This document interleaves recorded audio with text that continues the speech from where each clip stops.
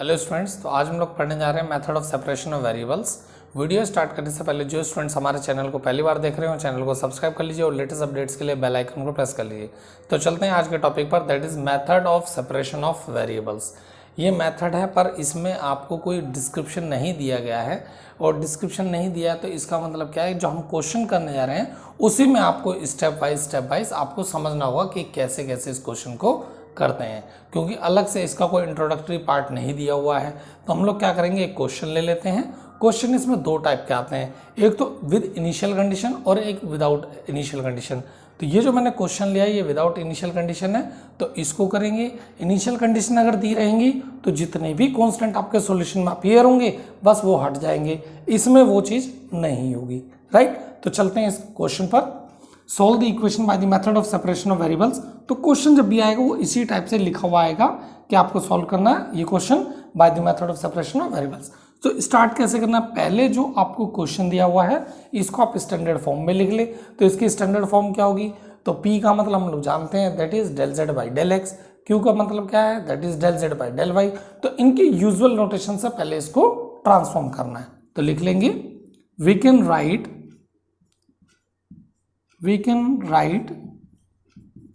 the given equation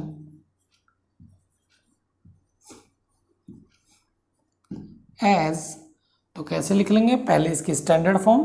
तो P का मतलब that is nothing but del Z by del X plus Q का मतलब that is del Z by del Y.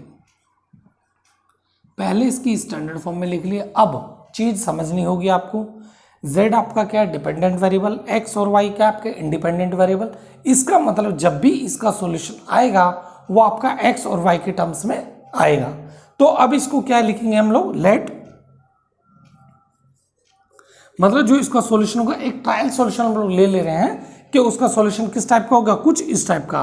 Late z equals to X Y. तो capital X क्या है आपका, सिर्फ स्मॉल x का फंक्शन है, कैपिटल Y क्या है स्मॉल y का फंक्शन है। तो इसको एक ट्रायल सॉल्यूशन लेते हुए हम लोग काम करेंगे। से दिस इज, इसको हम मान लेते हैं फर्स्ट और इसको second. Let z equals to X Y be a trial solution of equation first, where, यहां आपको बताना है कि x और y बेसिकली किस किस का फंक्शन है। So where x is a function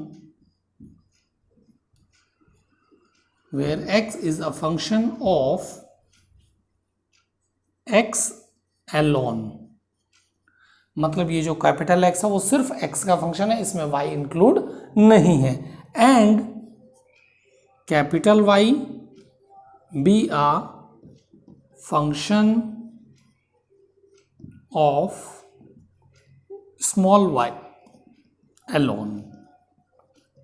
तो ये सिर्फ आपका स्मॉल x का फंक्शन है और ये सिर्फ आपका स्मॉल y का फंक्शन है। अब आप इसको इसके हिसाब से क्या आपको डेरिवेटिव्स क्या क्या चाहिए इसको डिफरेंशिएट कर लीजिए। जैसे मुझे क्या चाहिए, del Z by del X चाहिए, और क्या चाहिए del Z by del Y चाहिए। आप चाहें तो स्टेप इसको समझ सकते हैं कि ये आपका स्टेप 1 है, और आप जो नेक्स्ट करने जा रहे हैं दैट इज स्टेप 2। आप स्टेप वाइज में इसको ब्रेक कर सकते हैं। राइट, तो ये हो जाएगा कितना मेरा, इसको मैं डिफरेंशिएट कर रहा हूँ, differentiating second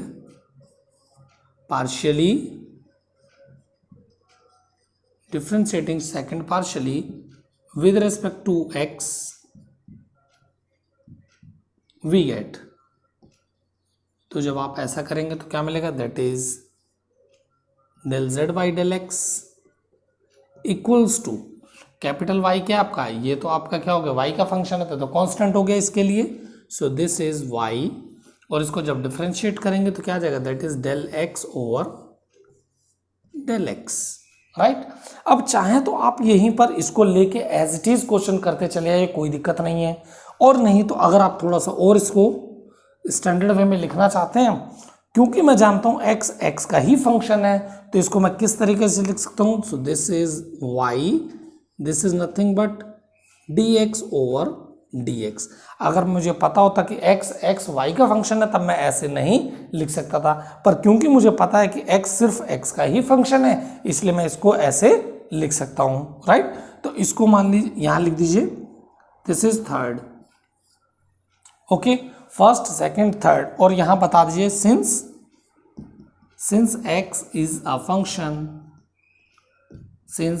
function of x alone, ठीक है, ये हो गया। सिमिलरली आप इसको डिफरेंशिएट करेंगे y के रेस्पेक्ट में, तो लिख लीजिए similarly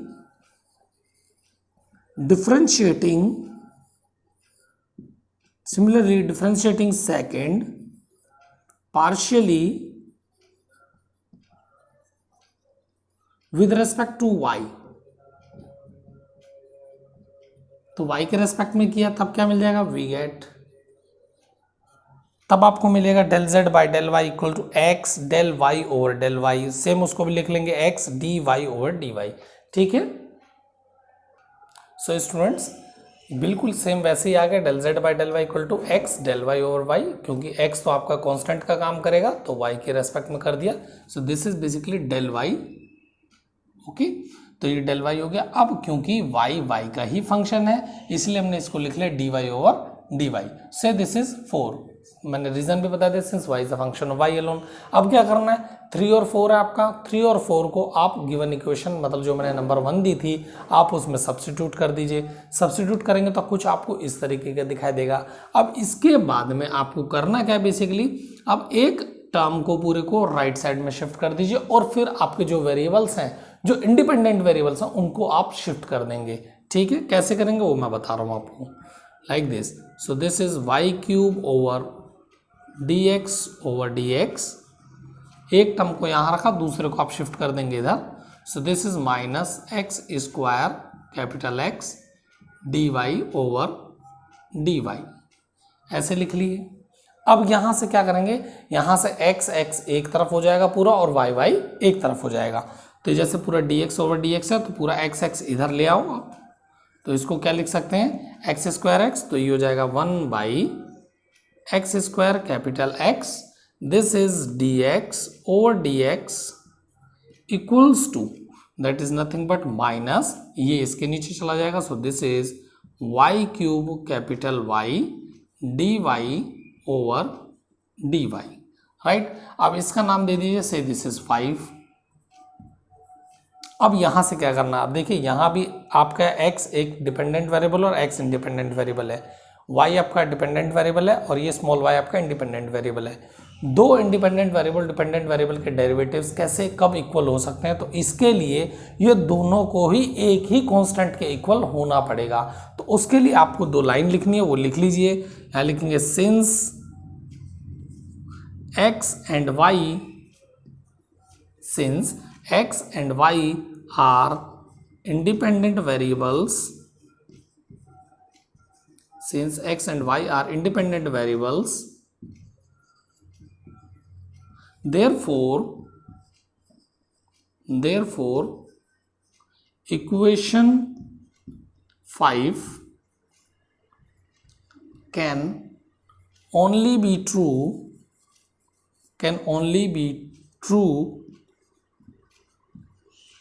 if each side is equal to the same constant।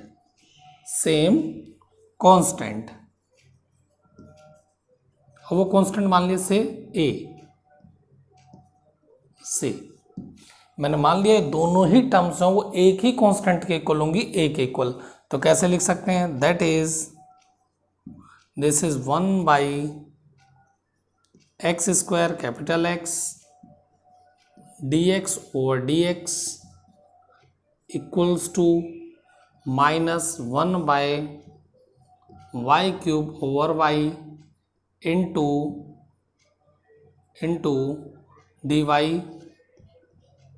Over dy equals to the same constant, ये आपका a, ठीक है, तो a के को अब क्या करना है, इसको इक्वल टू a लेकर सोल्व करेंगे, इसको लेकर इक्वल टू a लेकर सोल्व करेंगे। तो एक सॉल्यूशन आपका यहाँ आएगा, एक यहाँ आएगा, मतलब क्या आएगा, x in terms of small x आएगा और यहाँ से y in terms of small y आएगा। जब ये चीज आ जाएगी तो आप क्या करेंगे, इस x y को जो आपने ट्रायल सॉल्यूशन लिया था दैट इज इक्वेशन नंबर 2, वहां पर आप सब्स्टिट्यूट कर देंगे और वही आपका आंसर हो जाएगा लास्ट। तो हम लोग अब इन दोनों को सॉल्व कर लेते हैं, या तो इसको नाम दे दीजिए फ्रॉम 6 कर लेते हैं इसको, तो इसको इक्वेशन को नाम दे दिया। अब इसको लेके चलेंगे और एक बार इसको लेके चलेंगे, राइट। तो स्टूडेंट्स हमने 6 से लिख लिया एज इट इज, जैसे मैंने आपको बताया था, ये भी a के इक्वल हो जाएगा और ये भी आपका a के इक्वल हो जाएगा। अब बात आती है सॉल्व करने की, तो सॉल्व करेंगे इसमें कैसे करेंगे, तो जो कैपिटल एक्स है उसके नीचे कैपिटल एक्स रखेंगे और dx को शिफ्ट कर देंगे राइट साइड में। तो यहाँ से क्या हो जाएगा आपका, this is nothing but dx over capital X equals to, यहाँ आ जाएगा आपका ax स्क्वायर dx। ओके, पहले इसको सॉल्व कर लेते हैं, फिर साइड बाय साइड उसको सॉल्व कर लेंगे। तो यहाँ से क्या हो जाएगा, अब देखिए यहाँ से आपको क्या करना पड़ेगा, इंटीग्रेशन तो कर लीजिए, ऑन इंटीग्रेशन डायरेक्टली इंटीग्रेट कर लीजिए, ऑन इंटीग्रेशन वी गेट, तो क्या मिल जाएगा आपको जब इंटीग्रेट करेंगे तो यहाँ से, so this is nothing but log of capital X equals to this is ax cube by 3 और प्लस एक कांस्टेंट आएगा, तो उस कांस्टेंट को क्या नाम दे देते हैं, से another constant, this is log of b, right. ये भी एक और आर्बिट्री कांस्टेंट है आपका। सो this is nothing but, so log of x ये था और log b ये था, तो इसको सिंप्लीफाई करेंगे तो ये जाएगा log of x by b। कैसे आ जाएगा, क्योंकि log x minus log b, तो log m minus log m that is log m by m, तो ये जाएगा ऐसे और इक्वल्स टू ये हो जाएगा ax क्यूब बाई 3, राइट।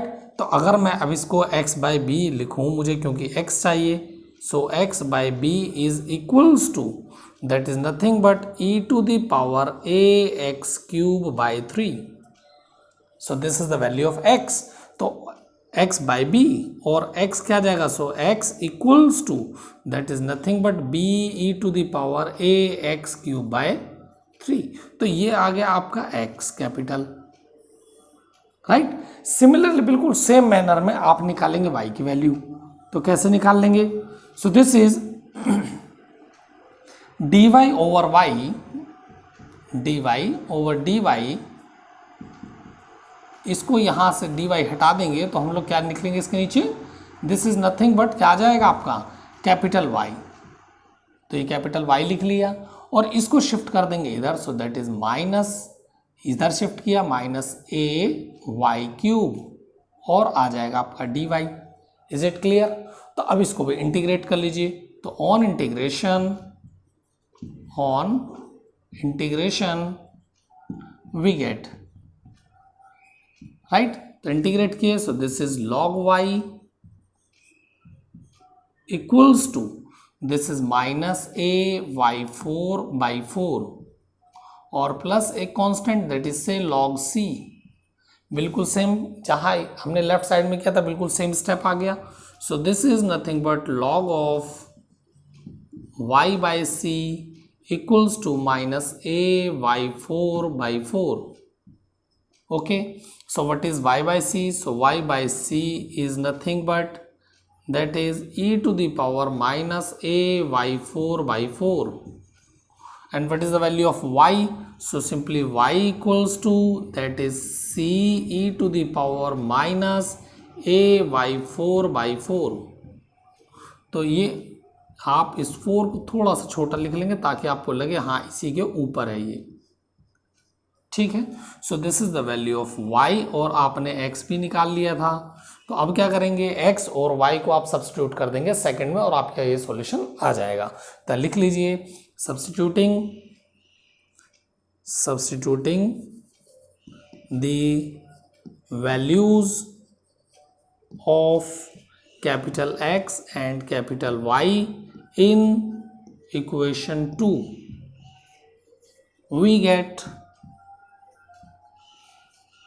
तो क्या मिल जाएगा, that is z equals to nothing but this is b e to the power ax cube by 3 into C E to the power minus A Y 4/4।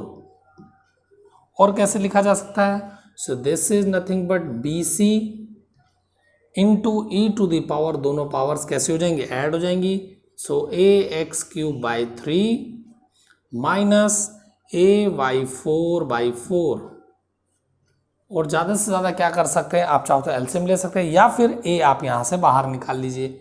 So this is B C E to the power a बाहर निकाला, this is x³ minus y4/4। This is the solution या फिर answer, the required solution. आपको हर question को यहां तक लेके आना पड़ेगा और इसके बाद में अगर इनिशियल कंडीशन दी है तो आप इसी सॉल्यूशन में आप लोग उसकी वैल्यूज को पुट करेंगे। मैंने जैसे z लिखा है z इक्वल्स टू दिस, आप इसको z ऑफ एक्स वाई भी बोल सकते हैं। क्यों? Because this is a function of x and y। तो सिंपल z लिख सकते हो, z ऑफ एक्स वाई भी लिख सकते हो। आई होप आपको वीडियो पूरा समझ में आ गया होगा, क्वेश्चन क्लियर हो गया होगा। नहीं होगा तो हम लोग एक क्वेश्चन और करेंगे, उससे कोशिश करें क्लियर करने की, राइट। वीडियो अगर पसंद आया तो प्लीज़ को लाइक कीजिए और शेयर कीजिए। Thank you very much.